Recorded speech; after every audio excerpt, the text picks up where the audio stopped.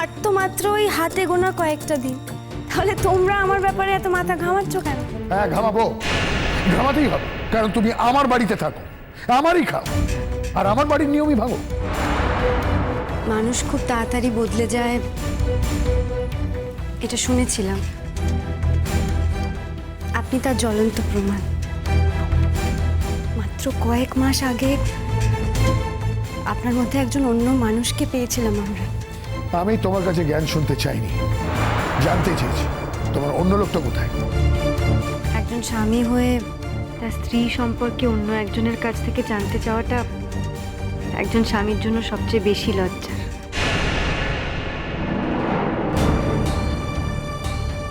যাক, তাও আপনি জানতে চেয়েছেন, এটা জেনে ভালো লাগলো যে আপনার মামুনির প্রতি এখনো আগ্রহ আছে।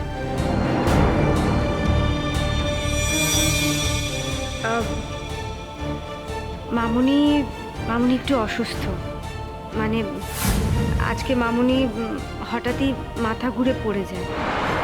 মামুনির গায়েও জ্বর আছে, সেটা তো এই বাড়ির কাউকেই বলেনি, কাকেই বা বলবে। একমাত্র আমিই ছিলাম, আমাকেও বলেনি।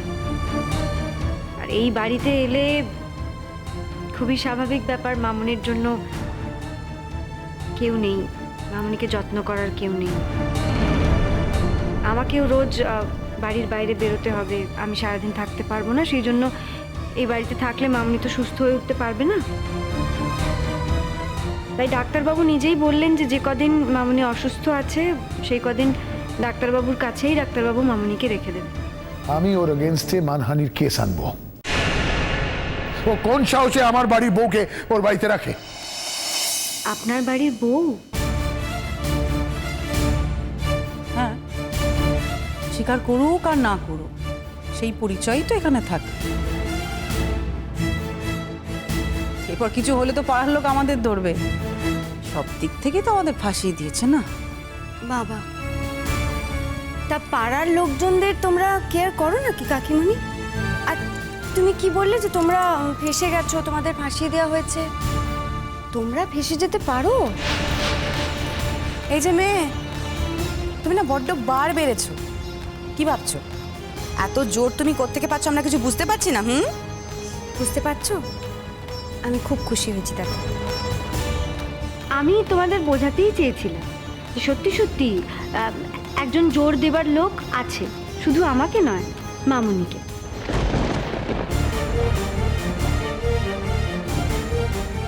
তাই এবার থেকে আর আমরা না মুখ বুজে মার খাবো না।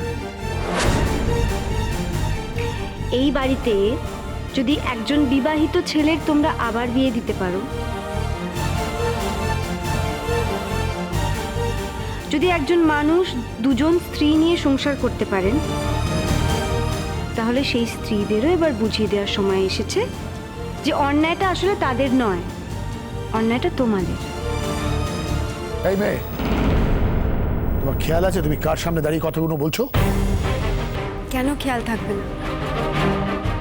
আমি তার সামনে দাঁড়িয়ে কথা বলছি যিনি আমাকে একদিন বিশ্বাস করতে বাধ্য করেছিলেন যে তিনি তার প্রথম স্ত্রীকেই একমাত্র ভালোবাসেন। তিনি তার প্রথম স্ত্রীর সাথেই সারাটা জীবন কাটাতে চান, এবং তিনি তার প্রথম স্ত্রীর সাথে রাত্রি যাপনও করেছেন, সেটাও আমার নিজের চোখে দেখা। এই, তুমি থামবে? কোথায় কি বলতে হয় সে জ্ঞানটাও তো তোমার নেই দেখতে পাচ্ছি। কেন থামবো পিসিমণি? আমি তো ভুল কথা কিছু বলিনি।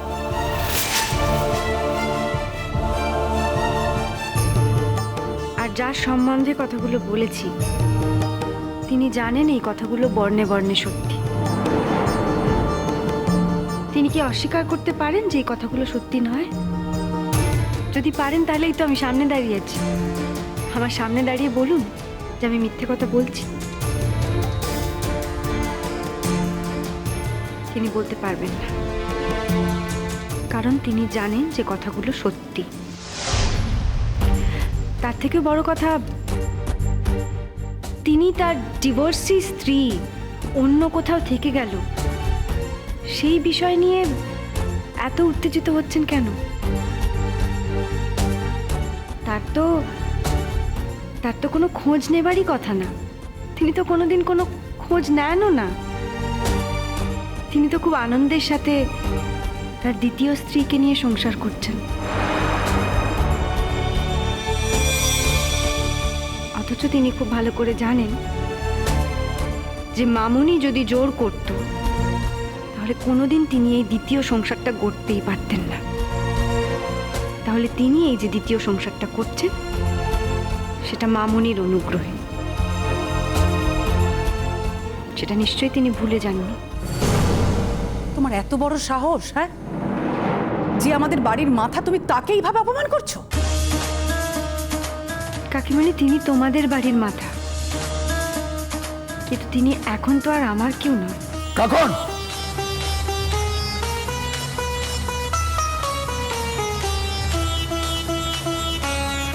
একটা দিন ছিল যখন আপনি আমাকে মা লক্ষ্মী বলে ডাকতেন,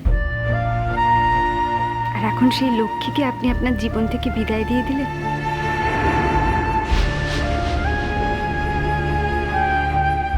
অবশ্য আপনি কোনো লক্ষ্মীকেই আপনার জীবনে ধরে রাখতে পারলেন না। প্রথম জীবনে নিজের স্ত্রীকে বিসর্জন দিয়ে দিলেন, আর দ্বিতীয় জীবনে পুত্রবধূকে, যে কিনা আপনার জন্য জীবন দিয়ে দিতে পারত।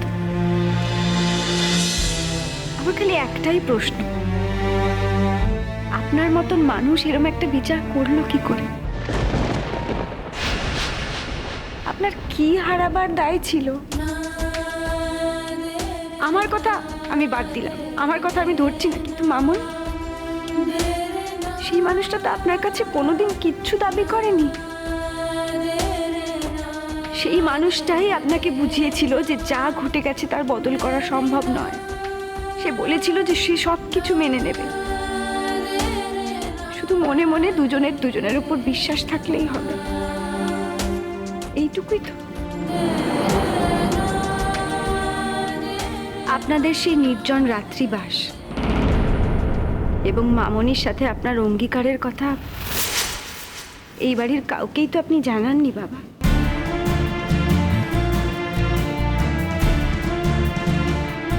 আমি আজকে সেটা জানিয়ে দিলাম।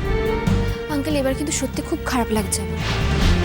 মানে ও আপনার সঙ্গে এরকম ব্যবহার করছে, আর আপনি বলুন না এই সব কথা মিথ্যে বলছে ও।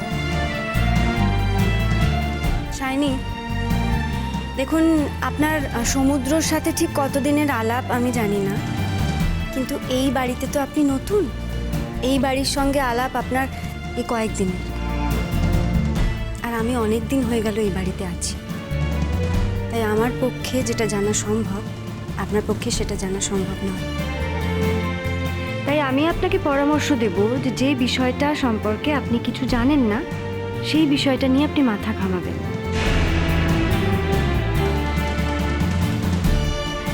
আপনি যতটুকু জানেন সেই বিষয়ে আপনি মাথা ঘামান।